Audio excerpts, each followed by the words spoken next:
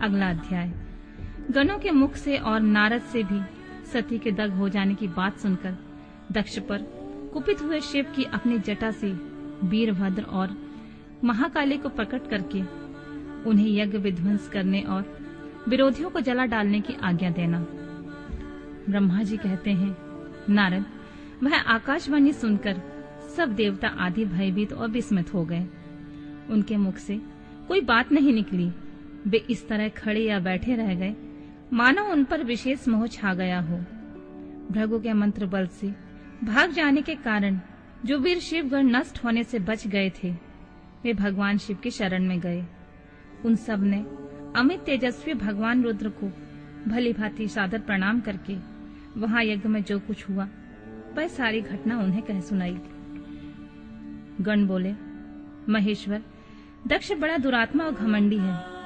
उसने वहां जाने पर सती देवी का अपमान किया और देवताओं ने भी उनका आदर नहीं किया।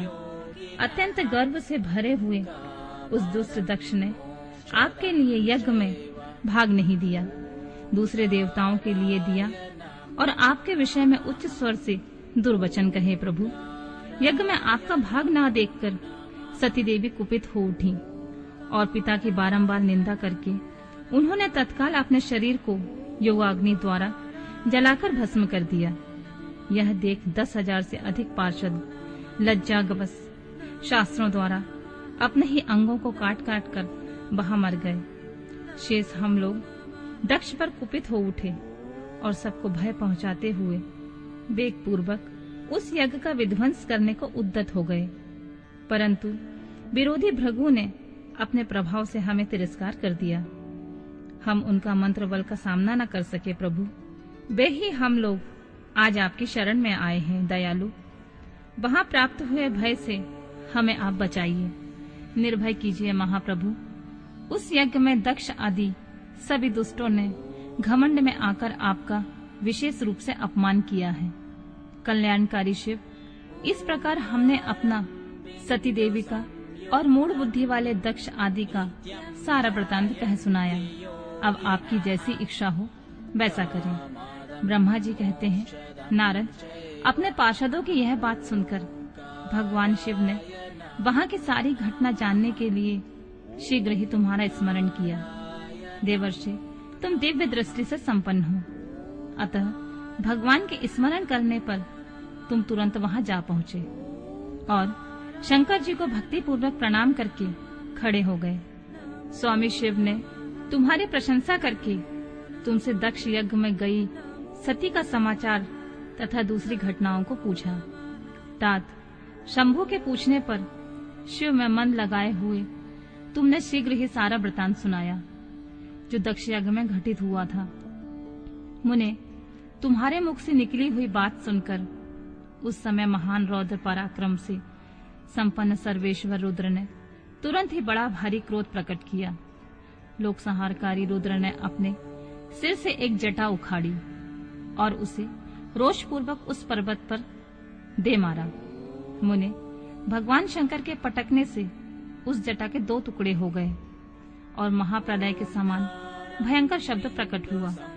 देवर्षि, उस जटा के पूर्व भाग से महाभयंकर महाबली वीरभद्र प्रकट हुए, जो समस्त शिवगणों के अगुआ हुए। वे भूमंडल को सब ओर से व्याप्त करके उससे भी 10 अंगुल अधिक होकर खड़े हुए। वे देखने में प्रलय अग्नि के समान जान पड़ते थे। उनका शरीर बहुत ऊंचा था। वे 1000 भुजाओं से युक्त थे। उन सर्वसमर्थ महारुद्र क्रोध पूर्वक प्रकट हुए निश्वास से 100 प्रकार के जौ तथा 13 प्रकार के सन्निपात रोग पैदा हो गए। तात, उस जटा के दूसरे भाग से महाकाली उत्पन्न हुई, जो बड़ी भयंकर दिखाई देती थी। वे करोड़ों भूतों से घिरी हुई। जो ज्वर पैदा हुए वे सब के सब शरीरधारी, क्रूर और समस्त लोगों के लिए भयंकर थे। वे अपने तेज से प्रज्वलित हो सब और दाह उत्पन्न करते हुए प्रतीत होते थे। वीरभद्र बातचीत करने में बड़े कुशल थे। उन्होंने दोनों हाथ जोड़कर परमेश्वर शिव को प्रणाम करके कहा, महारुद्र, सोम, सूर्य और अग्नि को 3 नेत्रों के रूप में धारण करने वाले प्रभु, शीघ्र आज्ञा दीजिए। मुझे इस समय कौन सा कार्य करना होगा, ईशान, मुझे आधे ही क्षण में सारे समुद्र को सुखा देना है या इतने ही समय में संपूर्ण पर्वतों को पीस डालना है? हर, मैं एक ही क्षण में ब्रह्मांड को भस्म कर डालूं या समस्त देवताओं और मुनीश्वरों को जलाकर राख कर दूं? शंकर, ईशान, क्या मैं समस्त लोकों को उलट पुलट कर दूं या संपूर्ण प्राणियों का विनाश कर डालूं? महेश्वर, आपकी कृपा से कहीं कोई भी ऐसा कार्य नहीं है जिसे मैं ना कर सकूं। पराक्रम के द्वारा मेरी समानता करने वाला वीर न कभी पहले हुआ था न आगे होगा। शंकर, आप किसी तिनके को भेज दें तो वह भी बिना किसी यत्न के क्षण भर में बड़े से बड़ा कार्य सिद्ध कर सकता है, इसमें कोई संशय नहीं है शंभु। यद्यपि आपकी लीला मात्र से सारा कार्य सिद्ध हो जाता है, तथापि जो मुझे भेजा जा रहा है यह मुझ पर आपका अनुग्रह ही है शंभु। मुझ में भी जो ऐसी शक्ति है वह आपकी कृपा से ही प्राप्त हुई है शंकर। आपकी कृपा के बिना किसी से कोई शक्ति नहीं हो सकती। वास्तव में आपके आज्ञा के बिना कोई तिनके आदि को भी हिलाने में समर्थ नहीं है, यह निसंदेह कहा जा सकता है। महादेव, मैं आपके चरणों में बारंबार प्रणाम करता हूँ। हर, आप अपने अभिष्ट कार्य की सिद्धि के लिए आज मुझे शीघ्र ही भेजिए। शंभु, मेरे दाहिने अंग बारंबार फड़क रहे हैं, इससे सूचित होता है कि मेरी विजय अवश्य होगी। अतः प्रभु, मुझे भेजिए शंकर।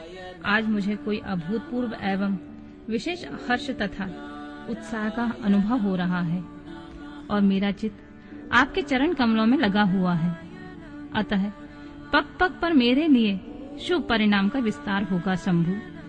आप शुभ के आधार हैं, जिसमें आपकी सुदृढ़ भक्ति है उसी को सदा विजय प्राप्त होती है, उसी का दिनों दिन शुभ होता है। ब्रह्मा जी कहते हैं, नारद, उसकी यह बात सुनकर सर्वमंगलकार के पति भगवान शिव बहुत संतुष्ट हुए और वीरभद्र तुम्हारी जय हो ऐसा आशीर्वाद देकर बोले। महेश्वर ने कहा, मेरे पार्षदों में श्रेष्ठ वीरभद्र ब्रह्मा जी का पुत्र दक्ष बड़ा दुष्ट है, उस मूर्ख को बड़ा घमंड हो गया है। अतः इन दिनों वह विशेष रूप से मेरा विरोध करने में लगा हुआ है। दक्ष इस समय एक यज्ञ करने के लिए उद्यत है। तुम याग परिवार सहित उस यज्ञ को भस्म करके फिर शीघ्र मेरे स्थान पर लौट आओ। यदि देवता, गंधर्व, यक्ष अथवा कोई अन्य तुम्हारा सामना करने के लिए उद्यत हो तो उन्हें भी आज तुम शीघ्र ही सहसा भस्म कर डालो। दधीची की दिलाई हुई मेरी शपथ का उल्लंघन करके जो देवता आदि वहां ठहरे हुए हैं, तुम उन्हें निश्चय ही प्रयत्न पूर्वक जलाकर भस्म कर देना। जो मेरी शपथ का उल्लंघन करके गर्भयुक्त तो वहां ठहरे हुए हैं, वे सब के सब मेरे द्रोही हैं। अतः उन्हें अग्निमयी माया से जला डालो। दक्ष की यज्ञशाला में जो अपनी पत्नियां और सारभूत उपकरणों के साथ बैठे हुए हैं, उन सबको जलाकर भस्म कर देने के पश्चात शीघ्र तुम लौट आना। तुम्हारे वहां आने पर विश्वदेव आदि सभी देवगण भी यदि तुम्हारे सामने तुम्हारी सादर स्तुति करें तो भी तुम उन्हें शीघ्र ही आग की ज्वाला में जलाकर ही छोड़ना। वीर, वहां दक्ष आदि सब लोगों को पत्नी और बंधु बांधुओं सहित जलाकर जल को लीला पूर्वक पी जाना।